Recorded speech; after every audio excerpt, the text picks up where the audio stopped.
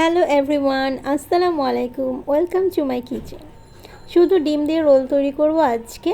এই রোলটি খুব হেলদি, ডায়েটেও এটি খাওয়া যায়, আর ফুড ডেকোরেশনের জন্য এই রোল টেবিলের সৌন্দর্যও বাড়িয়ে দেয়। এই ডিমের রোল তৈরির জন্য এখানে কিছু পুঁই শাকের পাতা নিয়েছি। এখানে পুঁই শাক ছাড়া যে কোনো শাক নেওয়া যেতে পারে, লাউ শাক, কলমি শাক বা পালং শাক। যে শাকটাই নেই না কেন, শাকটা কচি হতে হবে, পাতাগুলো যেন একটু কচি হয়, এদিকে লক্ষ্য রাখতে হবে।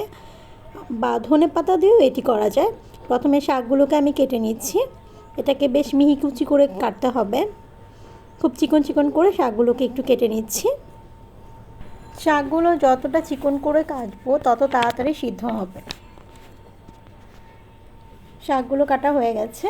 এর ভেতর একটু লবণ দিয়ে দিচ্ছি, তারপর গোলমরিচ দিয়ে দিচ্ছি হাফ টিস্পুন। আর এখানে ডিমের সাদা অংশটা নিব আর কুসুমটা আলাদা করে রাখবো। প্রথমে ডিমের সাদা অংশটা এখানে দিয়ে দিচ্ছি আর কুসুমটাকে আলাদা করে রাখছি।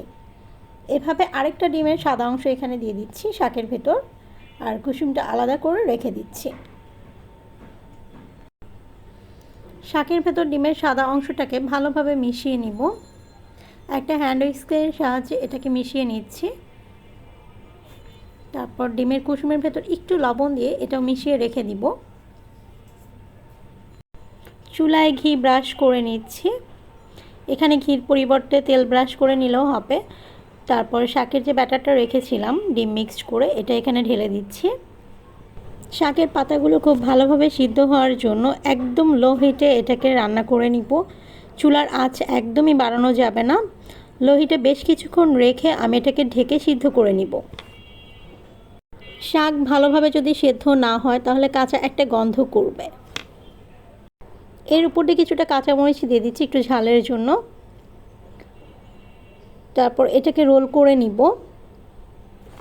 ডিমটাকে স্প্যাচুলার সাহায্যে রোল করে নিচ্ছি।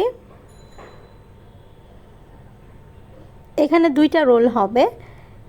একটু রোল করার পর তারপর কেটে একটা ভাগ করে নিচ্ছি। তারপর আরেকটা অংশ থেকে এখানে আরেকটা রোল করে নিব। দুইটা রোলের এপিচ ওপিচ খুব ভালো করে ভেজে নিব, যাতে শাকটা ভিতরে কাঁচা না থাকে। ভালোভাবে সেদ্ধ হওয়ার জন্য আমি এটাকে ঢেকে আর একটু রান্না করে নিচ্ছি। রোল দুটোকে খুব ভালোভাবে ভেজে নিয়েছি। এপিঠ ওপিঠ দুই পিঠে এভাবে লাল করে ভেজে নিয়েছি। যখন এমন লাল রং হয়েছে এটাকে উঠিয়ে নিচ্ছি।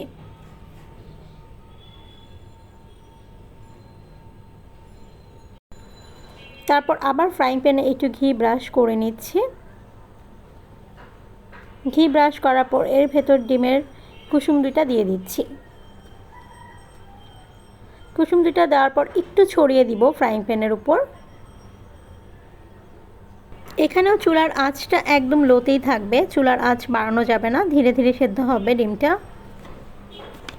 ডিমের কুসুমটা যখন একটু হয়ে আসবে তখন এর মাঝ বরাবর আগে থেকে করে রাখা রোলটা দিয়ে দিচ্ছি। তারপর এটাকে ভাঁজ করে নিব। এভাবে একটু দেখিয়ে দিচ্ছি কিভাবে। স্প্যাচুলার সাহায্যে এটাকে ভাঁজ করে নিলাম। তারপর এটাকে আবার একটু এপিট ওপিট ভেজে তারপর এটাকে নামিয়ে ফেলবো।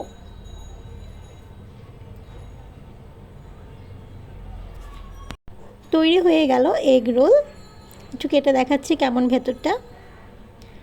এটি দেখতেও অনেক সুন্দর আর খেতেও টেস্টি। Thanks for watching.